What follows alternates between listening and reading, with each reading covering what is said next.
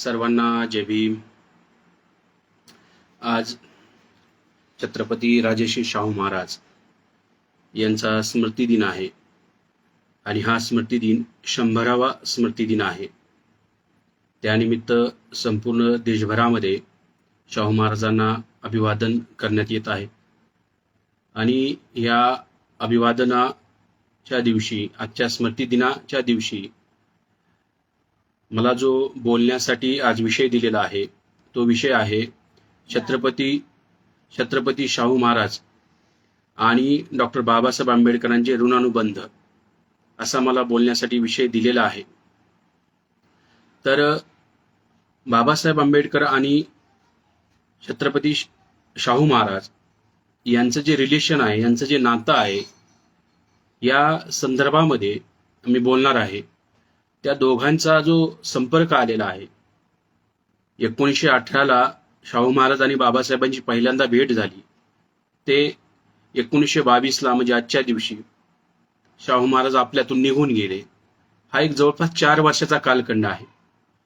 त्यातील प्रत्यक्ष शाहू महाराज आणि बाबासाहेबांची भेट ही 2 वर्षाची आहे आणि नंतर बाबासाहेब लंडनला गेलेले आहेत. तर लंडनला गेल्यानंतर त्यांच्यासोबतचा जो पत्रव्यवहार आहे तो पत्रव्यवहार 2 वर्षाचा आहे. तर एकंदरीत बाबासाहेब आंबेडकर आणि शाहू महाराजांचं जे नातं आहे हे फार वेगळ्या लेवलचं नातं आहे. शाहू महाराज त्यांच्या पत्रामध्ये बाबासाहेबांना मित्र म्हणून घोषित करतात. शाहू महाराज त्यांच्या स्वतःच्या मित्रांना ज्यावेळेस पत्र लिहितात त्या पत्रामध्ये सुद्धा बाबासाहेबांना माय डिअर फ्रेंड आंबेडकर म्हणतात, म्हणजे बाबासाहेबांना त्यांचा मित्र म्हणतात. तर हे एक वेगळं नातं आहे की वैचारिक नातं आहे. आणि आजच्या दिवशी शाहू महाराजांच्या स्मृती दिनानिमित्त ह्या सगळ्या गोष्टीचा उजाळा झाला पाहिजे, नव्यानं उजाळा झाला पाहिजे, म्हणून हा विषय बोलण्यासाठी मी घेतलेला आहे. बाबासाहेब आंबेडकर ज्यावेळेस कोलंबिया विद्यापीठामध्ये शिकत होते आणि तिथून बाबासाहेबांनी MA अर्थशास्त्रात केलं आणि PhD केली. PhD करून बाबासाहेब आंबेडकर 1916 नंतर PhD झाल्यानंतर लंडनला गेले आणि त्यांनी लंडनला MSc केलेला आहे, DSc केलेला आहे इकॉनॉमिक्समध्ये आणि बॅरिस्टर झालेले आहे. परंतु पैशाच्या अडचणीमुळं 1917लाच बाबासाहेबांना वापस यावं लागलं आणि बाबासाहेब आंबेडकर वापस आलेले आहेत. मग बडोद्यामध्ये त्यांनी नोकरी केलेली आहे. मग तिथं अपमान झालेला आहे आणि बाबासाहेब आंबेडकरांनी परत मुंबईमध्ये येऊन एका कॉलेजला त्यांनी प्राध्यापक म्हणून, अर्थशास्त्राचा प्राध्यापक, सिडेनहॅम कॉलेजला अर्थशास्त्राचा प्राध्यापक म्हणून नोकरी सुरू केलेली आहे. तर एक महार जातीतला मुलगा PhD झालेला आहे आणि तो PhD जगामधल्या ज्या एकदम टॉपच्या युनिव्हर्सिटी आहेत त्या कोलंबिया विद्यापीठामध्ये PhD झालेला आहे, अर्थशास्त्रामध्ये PhD झालेला विद्यार्थी आहे.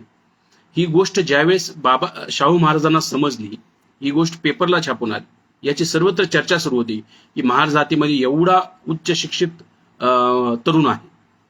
आणि मग शाहू महाराजांनी ठरवलं की बाबासाहेबांना भेटायचं. मग दत्तोबा पवारच्या मार्फत ती भेट आयोजित करण्यात आली. काही जणांचं म्हणणं आहे की ते व्यक्ती दळवी होते, त्या दळवींनी बाबासाहेबांची शाहू महाराजांची भेट घडवून आणली. तर सुरुवातीला काही लोक पाठवले बाबासाहेबांना भेटण्यासाठी, परंतु बाबासाहेबांचा ते शोध लावू शकले नाही. मग स्वतः महाराजांनी बाबासाहेबांचा ऍड्रेस माहीत करून घेतला आणि बाबासाहेब ज्या परळला जिथं राहत होते त्या चाळीमध्ये स्वतः कोल्हापूरचे राजे शाहू महाराज इथं आले आणि त्यांची जी मोटार गाडी होती, मोटार गाडीनं ते आले. तर पाठीमागं लेकरं ओरडू लागले, सगळ्या गल्लीत गोंधळ झालाय कार आल्यामुळं. आणि ते कारमध्ये साधा सुद्धा माणूस नाही, ते एक राजा माणूस आलेला होता. आणि बाबासाहेब आंबेडकरांची नुकतीच आंघोळ झाली होती. बाबासाहेब बनियान आणि लुंगीवरती होते आणि शाहू महाराजांनी खालून आवाज दिला, भीमराव आहेत का? त्यावेळेस बाबासाहेबांना वाटलं की माझ्या नावानं कोण हाक मारित आहे. आणि बाबासाहेब पळत खाली येत आहेत तर बघतात तर राजर्षी शाहू महाराज.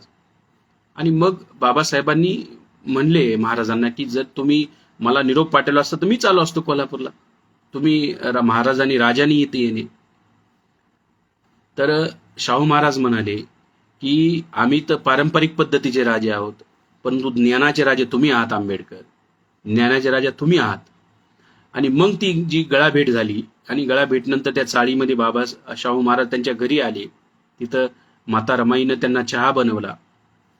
बघा, एक राजा माणूस शोधत होता, तो शोधत आंबेडकरांना आलेला आहे.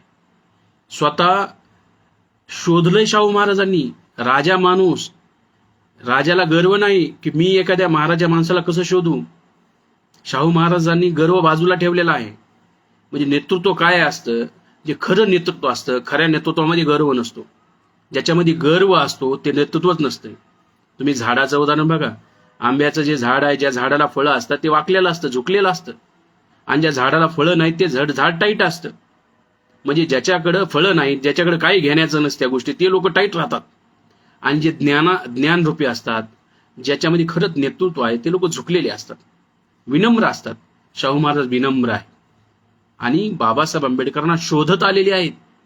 एका राजाला काय गरज आहे एका महारपोराला शोधण्याची, परंतु अस्पृश्य नष्ट करण्याची जी तळमळ आहे, अस्पृश्यांचा उद्धार करण्याची जी तळमळ आहे, त्या तळमळीतून शाहू महाराज स्वतः बाबासाहेबांना शोधायला आलेले आहे. आणि हा शोध जो शाहू महाराजांनी शोध लावला डॉक्टर आंबेडकरांचा, तर बाबासाहेब आंबेडकरांचा शोधलं शाहू महाराजांनी. आणि नंतरच्या काळामध्ये बाबासाहेबांनी सिद्ध केलं की शाहू महाराजांनी त्यांना शोधलेला हा हिरा भारतालाच नाही तर जगामध्ये ज्ञानाच्या रूपानं आणि त्यांच्या कार्यकर्तृत्वा म्हणून ओळखले गेले बाबासाहेब. ही त्यांची पहिली भेट आहे. आणि त्या पहिल्या भेटीमध्येच शाहू महाराजांनी त्यांना सांगितलं की तुम्ही कोल्हापूरला या. आणि त्या कोल्हापूरच्या यानंतर त्यांनी ते कोल्हापूरला गेले. बाबासाहेब आंबेडकर रेल्वेने कोल्हापूरला गेले. रेल्वे स्टेशनवरतीच बाबासाहेबांचं भव्य स्वागत झालं. बाबासाहेबांची हातीवर मिरवणूक काढण्यात आली. आता एका राजाने आणि त्या कोल्हापूर शहरामध्ये बाबासाहेबांना फिरवलं, मिरवणूक काढून फिरवलं, लोकांमध्ये पेढे वाटले. शाहू महाराजांनी आनंद उत्सव साजरा केला बाबासाहेब आंबेडकर कोल्हापूरला गेल्याचा. आणि एक महार जातीतील पोरगा एवढा उच्च शिक्षित झालेला आहे याचं कौतुक केलेलं आहे. म्हणजे शाहू महाराजांना किती आनंद झाला आहे, ते आनंद ओसंडून वाहत आहे. आणि ही दुसरी भेट आहे शाहू महाराजांची. एक राजा एक विनम्र पद्धतीनं, एक वेगळ्या पद्धतीनं काम करत आहे. ह्या दुसऱ्या भेटीनंतर जी तिसरी भेट झालेली आहे ती आहे, त्या तिसऱ्या भेटीच्या अगोदर बाबासाहेब आंबेडकर चळवळीमध्ये आलेले आहेत आणि त्यांनी चळवळीचं काम सुरू केलेलं आहे. आणि मूक नायक नावाचा बाबासाहेबांनं पेपर सुरू केला. आता मूक नायक ज्यावेळेस सुरू केला त्या मूक नायकला जी आर्थिक मदत आहे शाहू महाराजांनी केली. आणि त्या काळातले 2,500 रुपये शाहू महाराजांनी मूक नायक सुरू करायला दिले. 2,500 म्हणजे साधारण रक्कम नाही. त्या काळामध्ये 13 रुपये त्याची सोन्याचा जो भाव आहे, 1 तोळा सोनं हे 13 रुपयाला मिळायचं त्या काळामध्ये. म्हणजे 13 रुपये तोळा हे सोन्याचा भाव होता आणि शाहू महाराजांनी दिले होते 2,500 रुपये. म्हणजे साधारण अमाऊंट नाहीये. 10 तोळे म्हणजे 130 रुपयाला मिळत असतील. 1 किलो सोनं घ्यायचं असेल तर ते 1300 रुपयाला मिळत होतं. म्हणजे जवळपास 2 किलो सोनं घे आजची, म्हणजे त्या काळामध्ये 2 किलो सोन्या एवढी किंमत जी असेल ती 2,500 ती बाबासाहेबांनी शाहू महाराजांनी बाबासाहेबांना दिलेली आहे. ही साधारण गोष्ट नाहीये. आजच्या तारखेमध्ये जर बघितलं, आज जर एक अराउंड 50,000 रुपये तोळ्या सोन्याचा भाव आहे. 10 तोळ्याला हे राहील. आणि 1 किलो सोनं घ्यायचं असेल तर 50 लाख रुपये लागतील. 2 किलो सोनं घ्यायचं असेल तर 1 करोड रुपये लागतील. म्हणजे आजचे 1 करोड रुपये आजच्या किमतीत जर काढायचं म्हणलं तर शाहू महाराजांनी आजच्या तारखेमध्ये 2022 मध्ये 1 करोड रुपये बाबासाहेबांना दिले आजच्या किमतीमध्ये. त्यावेळेचे ते 2,500. आणि एवढी मोठी रक्कम ती पेपर सुरू करायला शाहू महाराजांनी मदत केलेली आहे. आणि म्हणून बाबासाहेबांना तो मूक नाईक सुरू करू शकले. त्या आर्थिक मदतीच्या जीवावर त्यांनी ते सुरू केलेलं आहे. आता त्यानंतर माणगाव परिषद आहे. आणि माणगाव परिषद जी मार्च महिन्यामध्ये झाली, 20 आणि 21 मार्च 1920ला, त्या माणगाव परिषद बाबासाहेबांच्या अध्यक्षतेखाली भरलेली होती. दक्षिण जो महाराष्ट्र आहे, दक्षिण महाराष्ट्रातल्या अस्पृश्य लोकांची ती परिषद होती. आणि शाहू महाराज सुद्धा त्या परिषदेला आलेले होते. आता शाहू महाराजांनी जे भाषण केलं आणि त्या भाषणामध्ये म्हणाले की मी तुम्हा सर्वांचं अभिनंदन करतो की तुम्ही तुमचा पुढारी शोधून काढलात. आणि माझं मन असं सांगतं की डॉक्टर आंबेडकर हे अस्पृश्यांचेच नव्हे तर एक दिवस या देशाचे पुढारी बनतील, या भारत देशाचे पुढारी बनतील. बघा, ही झाली दूरदृष्टी. हे शाहू महाराज जे 21 मार्चला बोलत आहेत, 21 मार्च 1920 जे बोलत आहेत, त्याच्या अगोदर त्यांनी शिवतरकर मास्तरला 1919लाच एक पत्र लिहिलेलं आहे. ते पत्र अवेलेबल आहे. त्या पत्रामध्ये महाराज म्हणतात शिवतरकर मास्तरला की अस्पृश्यांचा पुढारी निवडला पाहिजे आणि अस्पृश्यांचा पुढारी अस्पृश्यच असला पाहिजे. पुढे एक्सप्लेन करून सांगतात की हरणाचा पुढारी हा डुक्कर असू शकत नाही आणि डुकराचा पुढारी हा हरण असू शकत नाही. पक्ष्यामध्ये कावळ्यांचा पुढारी बदक असू शकत नाही आणि बदकांचा पुढारी कावळा असू शकत नाही. हे सांगतात. आणि जर पुढारी चुकला, त्या शिवतरकर मास्तरला लेटरमध्ये शाहू महाराज म्हणतात पुढारी चुकल्यावर काय होतो. जसं गायी आणि बैलांचा, जे गायी जनावरं सांभाळणारे गवळी लोक असतात, म्हणजे गायी आणि त्या बैलांचा पुढारी गवळी होतो. मग गवळी काय करतो, त्या वासराला बाजूला काढून ते दूध काढतो आणि दूध विकतो आणि मजा मारतो. म्हणजे जर गायीचा पुढारी गवळी असेल तर गवळी मजा मारतो, गायीचं नुकसान होतं, गायीच्या वासराला दूध मिळत नाही. पुढे दुसरे एक उदाहरण देतात शाहू महाराज की जे मेंढ्या आहेत, मेंढ्याचा पुढारी ज्यावेळेस धनगर होतो, धनगर काय करतो, त्याचे लोकर काढतो, विकून टाकतो, त्याचं दूध काढतो, विकतो. म्हणजे मेंढ्याचा पुढारी मेंढ्या असला पाहिजे, शेळींचा पुढारी शेळी असलं पाहिजे. ज्यावेळेस मेंढ्यांचा पुढारी धनगर होईल तर ते मेंढ्याची वाटच लागणार आहे. तर हे उदाहरण देऊन बाबासाहेब आंबेडकर सांगतात की शाहू महाराज म्हणतात की अस्पृश्यांचा पुढारी अस्पृश्यच असला पाहिजे, हा दुसरा तिसरा कोणी नसला पाहिजे. आणि जर असं जर झालं, पुढे म्हणतात की विठ्ठल रामजी शिंदे असतील, आणखी मी असेल स्वतः, आणखी कुणी जरी असतील, तर आमचा तुम्ही फक्त सल्ला घेतला पाहिजे. अस्पृश्यांनी पुढारी नाही मानलं पाहिजे आम्हाला. बघा, शाहू महाराज स्वतः म्हणत आहेत की आम्हाला पुढारी नाही मानलं पाहिजे, तर आम्हाला काय केलं पाहिजे, आम्हाला फक्त तुम्ही सल्लागार मांडलं पाहिजे. अस्पृश्यांचा पुढारी अस्पृश्यच असला पाहिजे. ही भूमिका मांडलेली आहे शाहू महाराजांनी शिवतरकरच्या त्या लेटरमध्ये. म्हणजे अस्पृश्यांचा पुढारी शोधत होते स्वतः शाहू महाराज, आणि मग त्यांचं जो बाबासाहेब आंबेडकरांना भेटल्यानंतर ती मोहीम थांबलेली आहे. आणि त्या माणगाव परिषदेमध्ये जे 15 ठराव पारित झाले होते, त्या 15 ठरावापैकी एक ठराव होता, त्या 4थ्या नंबरचा ठराव होता की शाहू महाराजांची जी जयंती आहे, शाहू महाराजांचा जो वाढदिवस आहे, तो वाढदिवस अस्पृश्यांनी सणासारखा साजरा करावा. ही पहिल्यांदा जी तिथं गोष्ट लिहिलेली आहे त्या ठरावामध्ये आहे, 4थ्या नंबरचा जो ठराव आहे. आणि बाबासाहेबांचं एक लेटर सुद्धा अवेलेबल आहे. त्या लेटरमध्ये बाबासाहेब आंबेडकर 26 जून असा उल्लेख करतात. म्हणजे शाहू महाराजांची खरी जयंती ही 26 जूनलाच आहे, त्यांचा वाढदिवस 26 जूनलाच होता. बाबासाहेबांचं ते लेटर अवेलेबल आहे, ज्या लेटरमध्ये शाहू महाराजांची जयंती ही 26 जूनला आहे, त्यांचा वाढदिवस 26 जूनला आहे, हे बाबासाहेब म्हणतात. तर तो सणासारखा साजरा झाला पाहिजे. ही माणगाव परिषद झाली. ही माणगाव परिषद महत्वाची यासाठी होती की बाबासाहेब आंबेडकरांचं जे सामाजिक जीवन, जे राजकीय जीवनाला सुरुवात झाली, ती त्या माणगाव परिषदेपासून झालेली आहे. बाबासाहेबांना पुढारी म्हणून जर बाबासाहेब पुढे आले, महाराष्ट्रामध्ये जे पुढारी म्हणून बाबासाहेब पुढे आलेले ते माणगाव परिषदेमध्ये आलेले आहेत. त्यानंतर मे महिन्यामध्ये 30 मे आणि 31 मेला या 2 दिवशी नागपूरला अखिल भारतीय अस्पृश्यता परिषद भरली होती. आणि नागपूरला सगळ्या भारतातल्या वेगवेगळ्या अस्पृश्यांच्या संघटनांचे नेते मंडळी तिथं येणार होते. आणि त्या कार्यक्रमाची अध्यक्षता शाहू महाराजांनी करायची होती. कार्यक्रमाच्या आयोजकांमधले काही लोक गणेश अक्का गवई असतील, आणि काही लोक स्वतः शाहू महाराजांना कोल्हापूरला जाऊन भेटले होते. परंतु त्यांची जी मुलगी आहे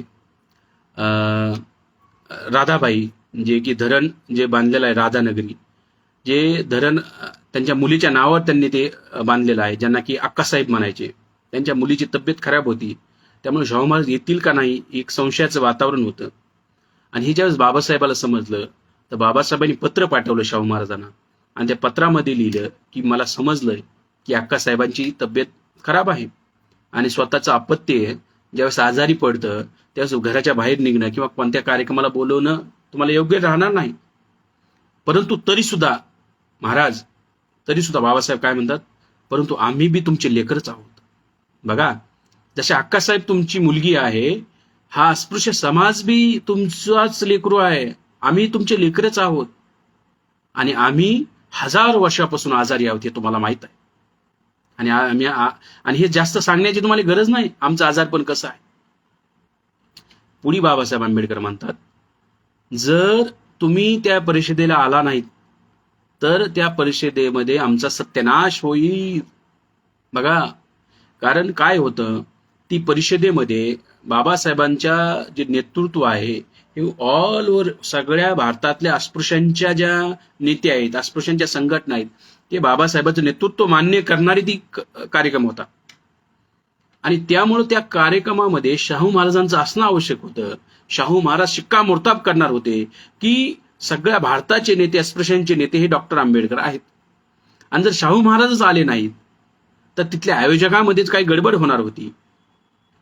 त्या संदर्भामध्ये ही सगळं बाबासाहेब पत्रव्यवहार करतात आणि आग्रह करतात की तुम्ही त्या सवड काढून, वेळ काढून नागपूरला कोणत्याही परिस्थितीमध्ये तुम्ही याच. बघा, आग्रह केलेला आहे महाराजांना. आणि महाराज त्या परिषदेला आलेले आहेत. शाहू महाराजांच्या अध्यक्षतेखाली ती नागपूरची अखिल भारतीय अस्पृश्यता परिषद झाली. तिथं बाबासाहेबांचं भाषण झालं.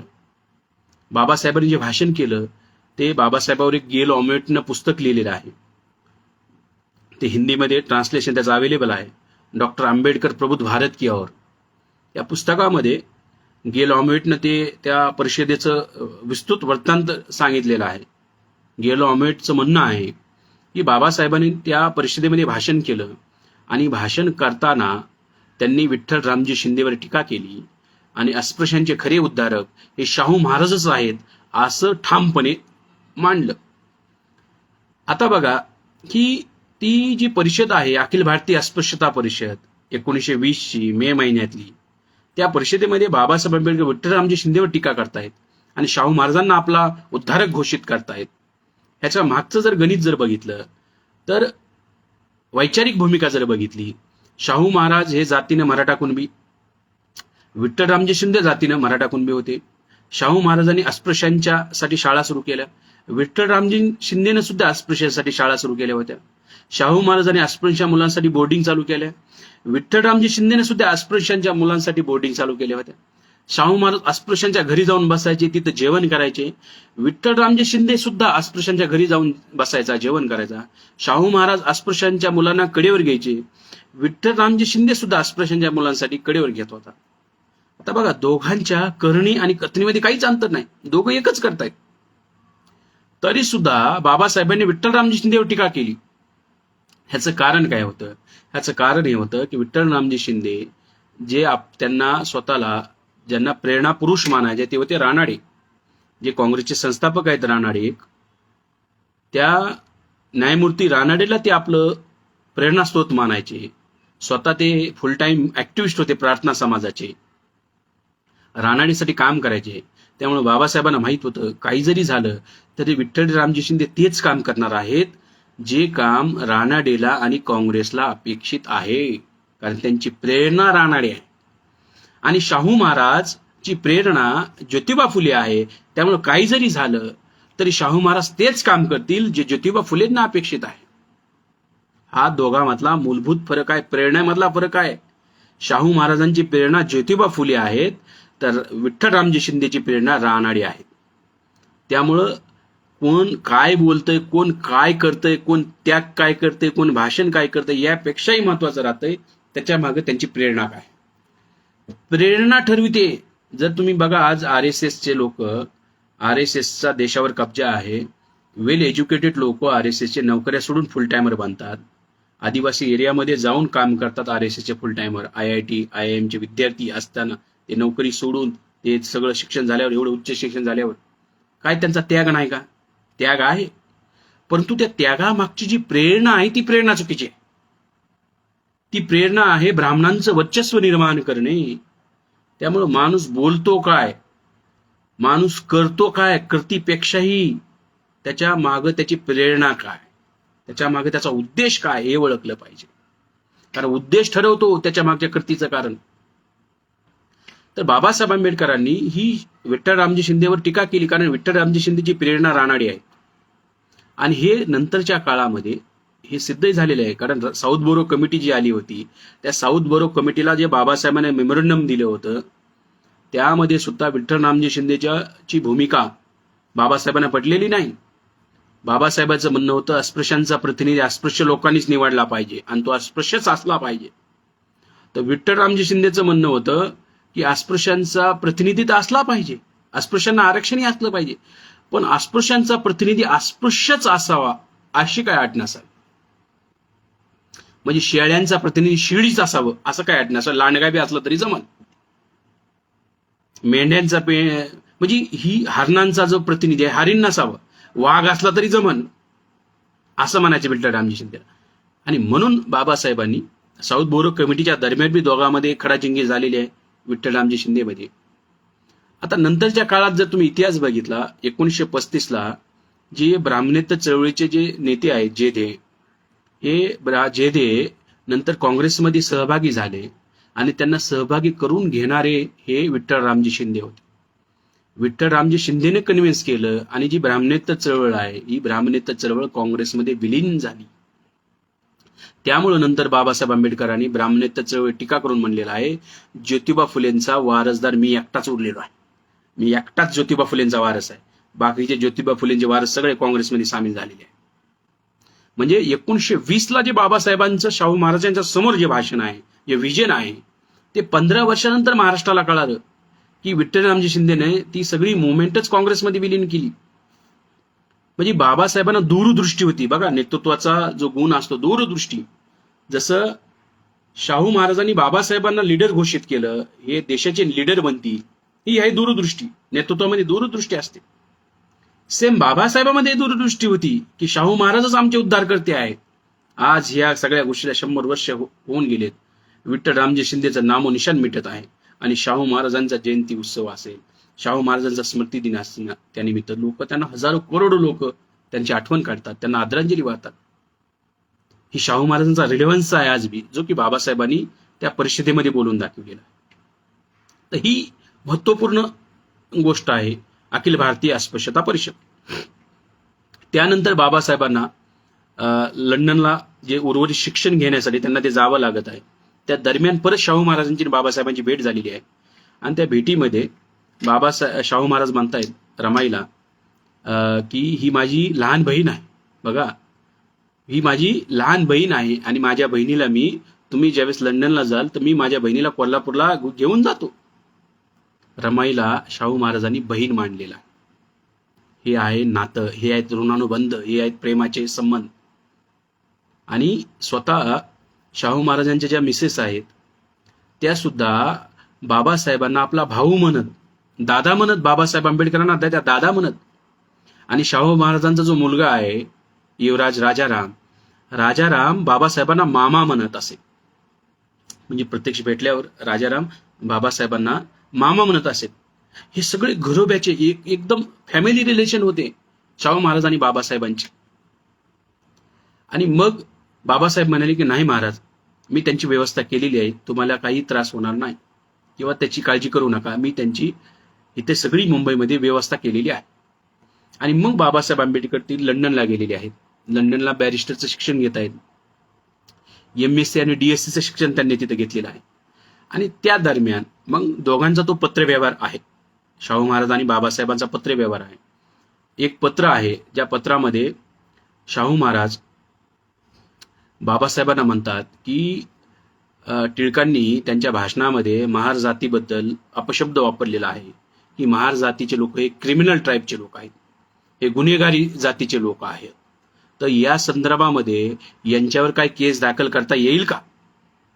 बघा की महार जातीला अपशब्द बोलल्याचा राग शाहू महाराजांना आलेला आहे आणि त्या टिळकावर केस दाखल केली पाहिजे. ते दाखल काय करता येते का या संदर्भात बाबासाहेबांना ते पत्रात विचारतायत. दुसरे एक ते पत्रामध्ये विचारतायत की हा जो सार्वजनिक फंड आहे टिळकांनी छत्रपती शिवाजी महाराजांची समाधी बांधायची म्हणून एक फंड गोळा केला होता आणि तो फंड हडप केला. तर हा जो हडप केलेला फंड आहे, ही जी 420 धोकाधडी केलेली आहे समाजासोबत टिळकांनी, तर त्या टिळकावरती 420चा गुन्हा, धोकाधडीचा गुन्हा दाखल करता येईल का, असं त्या पत्रामध्ये बाबासाहेबांना पत्र लिहिलेलं आहे शाहू महाराजांनी. मागे आता जी आमच्या औरंगाबाद शहरामध्ये राज ठाकरेची सभा झाली, त्या सभेमध्ये ते म्हणाले की टिळकांनी समाधी बांधली. टिळकांनी कुणाची समाधी बांधली, तर शाहू महाराजांची टिळकांनी समाधी बांधली. सरळ सरळ खोटं बोलले. जी समाधी त्या काळामध्ये छत्रपती संभाजी महाराजांनीच बांधलेली आहे. टिळकांचा काय संबंध आला समाधी बांधण्याचा? ती समाधी संभाजी महाराजांना बांधलेली आहे. ज्यावेळी शिवशाहीचं रूपांतर पेशवाईमध्ये झालं, त्या पेशवाईमध्ये ती समाधी गडप झाली, गायब झाली. इतिहास गडप करून केला, जसा सम्राट अशोक आणि मौर्यांचा इतिहास गायब करून टाकला या लोकांनी.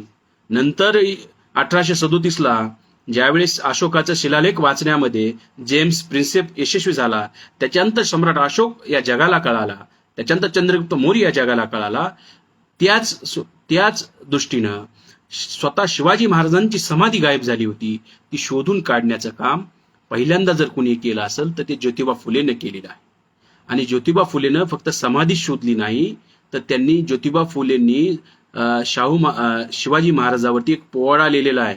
ते बायोग्राफीवर पोवाडा आहे, 40 पानं होतील एवढा मोठा पोवाडा आहे तो. म्हणजे जन्मापासून त्यांच्या मृत्यूपर्यंत त्यांचं ते काय कार्यकर्तृत्व आहे हे सगळं त्या पोवाड्यामध्ये ज्योतिबा फुलेंनी मांडलेलं आहे. स्वारगेटला जर तुम्ही गेलात, स्वारगेटच्या पोलीस स्टेशनला आज ही नोंद आहे की त्यांनी 1869ला शिवजयंती साजरी केल्याची. स्वतः ज्योतिबा फुलेंनी 1869ला शिवजयंती साजरी केलेली आहे. पोवाडा 1869ला लिहिलेला आहे. आणि टिळकांचा जन्म 1856चा आहे. म्हणजे टिळकांचं वय होतं 13.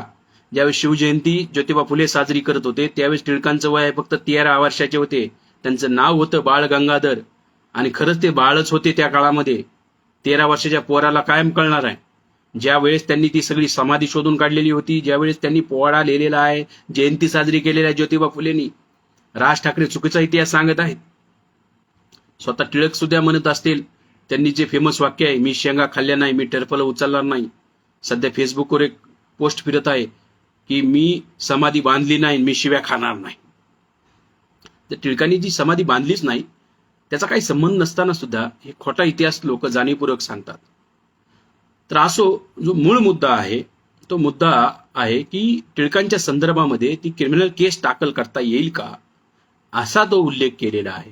कारण टिळकांचं एका लेटरमध्ये शाहू महाराजांनी इंग्रजांना एक लेटर लिहिलेलं आहे. ते लेटर अवेलेबल आहे. टिळक इज माय एनिमी असा स्पष्ट उल्लेख केलेला आहे. टिळक इज माय एनिमी असा उल्लेख केलेला आहे. आता जे दिनकरराव जवळकरांनी जे पुस्तक लिहिलं होतं देशाचे दुश्मन, त्या दुश्मनामध्ये देशाचे दुश्मन 2च व्यक्तीला त्यांनी घोषित केलेलं आहे. एक चिपळूणकर आणि दुसरे टिळक. जी केस बाबासाहेब आंबेडकरांनी लढलेली होती, यांना जेल झाली होती 1 वर्षाची. जवळकरांना ती केस बाबासाहेबांनी लढलेली आणि शिक्कामोर्तब केलं, ते सगळं ती पुसून टाकलं आणि निर्दोष बाहेर काढलं जवळकरांना. तर हा जो ऋणानुबंध आहे टिळकांच्या संदर्भामध्ये शाहू महाराज लेटर लिहित आहेत आणि बाबासाहेबांनी त्यांना कळवलं, लेटर लिहून कळवलं की अशी जरी आपण केस दाखल केली तर याच्यामधून काही मोठं साध्य होणार नाही असा रिप्लाय दिला. त्यावेळी शाहू महाराजांनी परत पत्र पाठवलं आणि शाहू महाराज म्हणाले की तुम्ही जर इंग्लंडमध्ये अशी जर केस दाखल केली, इंग्लंडमध्ये जर कोर्टामध्ये अशी जर केस दाखल केली तर तुमची जी प्रसिद्धी आहे सगळ्या इंग्लंडमध्ये तुम्हाला प्रसिद्धी मिळेल. बघा, बाबासाहेबांना प्रसिद्धी मिळाली पाहिजे ही भूमिका आहे शाहू महाराजांची. बाबासाहेबांना प्रसिद्धी मिळावी, बाबासाहेब मोठे व्हावेत ही भूमिका आहे शाहू महाराजांची. त्यांना प्रसिद्धी मिळावी. आणि तुम्हाला जर प्रसिद्धी मिळाली, कारण लवकरात लवकर देशभरामध्ये नेता म्हणून बाबासाहेब प्रस्थापित झाले पाहिजे, यासाठी शाहू महाराज काम करायला लागले. आणखी जो पत्रव्यवहार आहे, बाबासाहेबांनी जो शाहू महाराजांना पत्र पाठवलेलं आहे त्यामध्ये बाबासाहेबांनी काही महत्वपूर्ण गोष्टी बोललेल्या आहेत की शाहू महाराजांच्या सांगण्यावरून बाबासाहेब आंबेडकर लंडनमध्ये मोठमोठ्या इंग्रज अधिकाऱ्यांना भेटत होते आणि त्यांना महाराष्ट्रामधली आणि भारतामधली जी ब्राह्मणेतर चळवळ आहे, ब्राह्मणांच्या विरोधातली ही वेगळी चळवळ आहे आणि ही हजारो वर्ष झालं आम्हाला दाबलेलं आहे, आमचे हक्काधिकार हिसकावून घेतलेले आहेत, ही आमची जी चळवळ आहे ही वेगळी चळवळ आहे, ही समजून सांगत होते बाबासाहेब. आणि बाबासाहेब पत्रामध्ये सांगतात की मी याला भेटलो आणि त्याला ही मुवमेंट समजून सांगितली, ही चळवळ काय आहे. याचा अर्थ काय होतो की शाहू महाराज आणि बाबासाहेब आंबेडकर, बघा बाबासाहेब ज्यावेळेस कोलंबिया विद्यापीठात शिकत होते त्यांनी कोणत्याही सामाजिक कामात भाग घेतलेला नाही, पण ज्यावेळेस लंडनमध्ये शिकायला गेलेले आहेत तर लंडनमध्ये त्यांनी शाहू महाराजांच्या सांगण्यावरून ही जी चळवळ आहे ही लंडनमध्ये वाढविण्यासाठी काम केलेलं आहे. आणि मग त्याचा उत्तर म्हणून बाबासाहेबांनी परत एक शाहू महाराजांना माहिती दिलेली आहे. ती माहिती अशी आहे की मी मॉन्टेग्यू यांना भेटलो आणि त्यांनी मला मुंबई विधानसभेचं मेंबर व्हा म्हणून अशी ऑफर दिलेली आहे. बघा 1921लाच बाबासाहेबाला आमदार बनण्याची ऑफर इंग्रजांनी दिली होती की डॉक्टर आंबेडकर तुम्ही आमदार बना. मग बाबासाहेब पुढील येतात शाहू महाराजांना, परंतु मी नकार दिला कारण माझं एज्युकेशन चालू आहे, शिक्षण चालू आहे, मला प्रसिद्धी नको आहे, मला जे समाजाचं काम करायचं ते मी करणारच आहे. बघा बाबासाहेब आंबेडकराला आमदार होण्याची ऑफर 1921लाच आलेली आहे, पण बाबासाहेबांनी आमदार झाले नाही, एज्युकेशनला प्रायोरिटी दिली, समाजाच्या कामाला प्रायोरिटी दिली. नंतर ते भारतात आल्यानंतर 1927ला परत आमदार झालेलेच आहेत, पण 1921लाच बाबासाहेबांना ती ऑफर होती की बाबासाहेब आंबेडकरांनी आमदार व्हावं. ही एक अचिव्हमेंट आहे, पण बाबासाहेबांनी आमदार पद नाकारलेलं आहे 1921ला आणि ते त्यांनी शाहू महाराजांना कळवलंय पत्रामध्ये की मी हे नाकारित आहे. म्हणजे शाहू महाराज असतील, बाबासाहेब आंबेडकर असतील, बाबासाहेबांना पदाची ह्याची अपेक्षा नाहीये, त्यांचं कर्तृत्व स्वतःचं माहीत होतं. आमदारकी सोडली बाबासाहेबांनी आणि त्यांनी तो DSc आणि बॅरिस्टरची डिग्री तिथं घेतलेली आहे. कारण इंग्रजांचं म्हणणं होतं की तुम्ही तात्काळ लंडन सोडा आणि मुंबईला जा आणि तिकडे आमदार व्हा हे त्यांनी सांगितलं होतं, पण बाबासाहेबांनी शिक्षणाला व्हॅल्यू दिली आणि आमदार पद नाकारलेलं आहे, हे त्या पत्रावरून समजतं. तर हा सगळा जो हे आहे, हे दोघांचा जो पत्रव्यवहार आहे, बाबासाहेबांना अडचण पडली, पैशांची अडचण पडली, तर त्यावेळेस त्यांनी सगळी परिस्थिती सांगितली. जो रुपया, भारतातला रुपया आणि लंडनमधलं जे नाण्याचं एक्सचेंज आहे त्याच्यामध्ये हे झाल्यामुळं माझ्याकडे पैशाची अडचण आहे, तर त्यांनी शाहू महाराजांना पैसे मागितले आणि शाहू महाराजांनी ते पैसे दिले त्यांना आर्थिक मदत.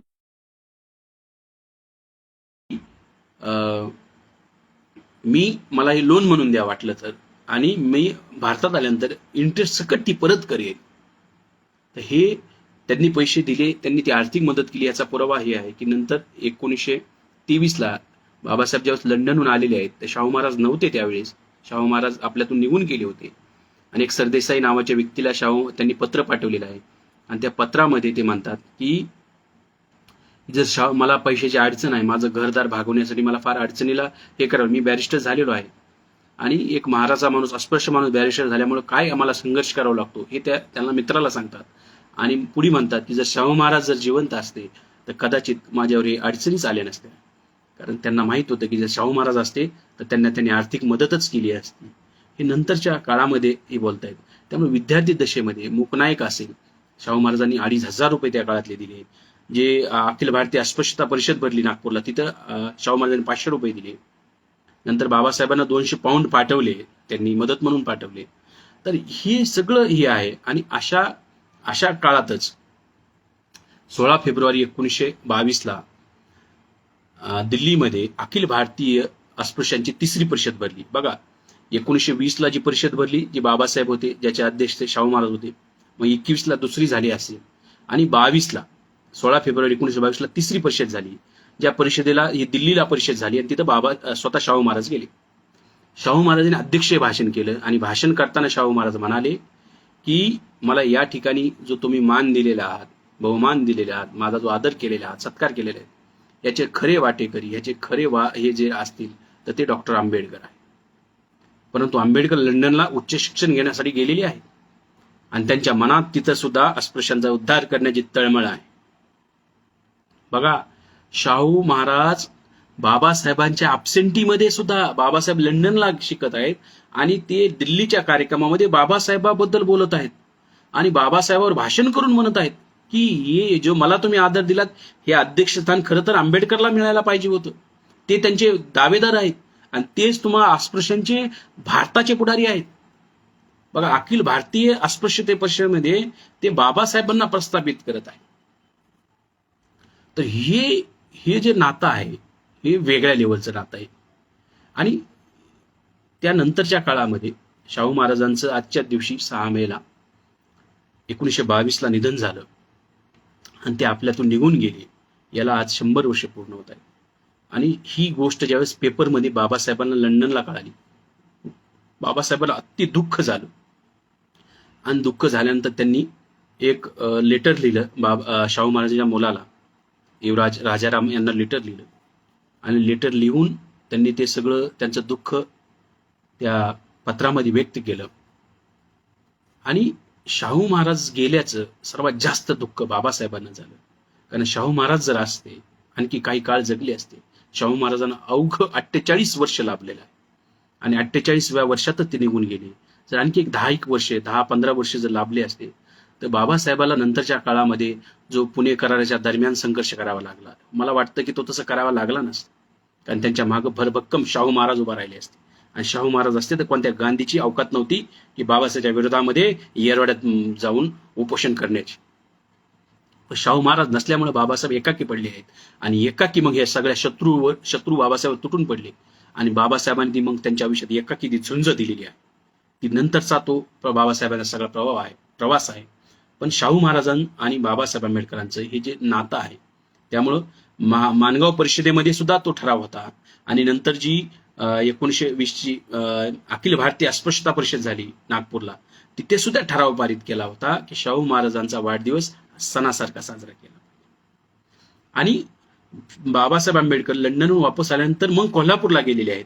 कोल्हापूरला जाऊन छत्रपती राजाराम जे शाहू महाराजांचा मुलगा आहे त्यांना जाऊन भेटलेले आहेत आणि सगळं त्यांना त्यांचं दुःख हलकं केलेलं आहे. हे सगळं झालेलं आहे. म्हणजे कोल्हापूरवर बाबासाहेबांचं एवढं प्रेम होतं आणि कोल्हापूरच्या लोकांनी बाबासाहेबाला एवढं प्रेम दिलं की बाबासाहेब जिवंत असतानाच 1945ला कोल्हापूरमध्ये बाबासाहेबांचा पुतळा बसवण्यात आला. भाई माधवराव बागल यांनी बाबासाहेबांचा तो पुतळा बसवला. भाई माधवराव बागल नंतर बौद्ध धर्म त्यांनी स्वीकारलेला आहे. एवढा बाबासाहेबांचा त्यांच्यावर प्रभाव होता. त्यांनी पुतळाच नाही कोल्हापूरनं, तर नंतरच्या काळात त्यांनी बौद्ध धर्म सुद्धा स्वीकारलेला आहे. हे कोल्हापूरनं दिलेलं आहे. बाबासाहेब कोल्हापूरमधून लोकसभा इलेक्शन लढण्याची विचार करत होते. बाबासाहेबांनी स्वतः राजाराम जे महाराज आहेत, शाहू महाराजांचा मुलगा, यांना तशी विनंती केली की मला तुमच्या राज्याचं नागरिक व्हायचंय, मला तुमच्या राज्यामध्ये राहायचंय. त्याच्यामुळं जो पन्हाळगड आहे त्या पन्हाळगडावरती 1.5 एकर जमीन मुफ्तमध्ये 1.5 एकर जमीन राजाराम महाराजांनी बाबासाहेबांना ती भेट म्हणून दिलेली आहे. 1.5 एकर जमीन. बघा नातं, म्हणजे शाहू महाराज गेल्यानंतर सुद्धा हे नातं तसंच राहिलेलं आहे. आणि 1.5 एकर जमीन पन्हाळगडावरती बाबासाहेबांना कोणतीही किंमत न घेता मुफ्तमध्ये बाबासाहेबांना दिलेले. का तर बाबासाहेब आंबेडकर करवीर राज्याचे किंवा कोल्हापूर राज्याचे नागरिक व्हावेत, त्यासाठी त्यांना तिथं जागा दिली, त्यांनी तिथं राहावं म्हणून. म्हणजे जे नातं होतं की बाबासाहेबांना कुठंतरी वाटत होतं की शाहू महाराज ज्या भूमीत जन्मले, जिथं राहिले, त्यांचं कार्य करत होत आहे, त्या राज्याचा मी सुद्धा त्या संस्थानामध्ये मी राहिलं पाहिजे, म्हणून त्यांनी राजाराम महाराजाला बोलून ती जमीन घेतली. आणि नंतरच्या काळामध्ये 1939ला ज्यावेळेस कोल्हापूरला बाबासाहेब गेले, तर बाबासाहेबांनी एक फेमस जे ते 18व्या खंडामध्ये त्यांचं ते भाषण आहे, 18व्या खंडातल्या पार्ट 2 मध्ये बाबासाहेब म्हणतात की छत्रपती शिवाजी महाराजांपेक्षाही कितीतरी पुढे होते शाहू महाराज ब्राह्मणांची नांगी तोडण्यामध्ये. ब्राह्मणांची जी नांगे आहे, जे ब्राह्मणवादाची जी नांगी आहे, ही ठेचण्यामध्ये शाहू महाराज फार पुढे होते.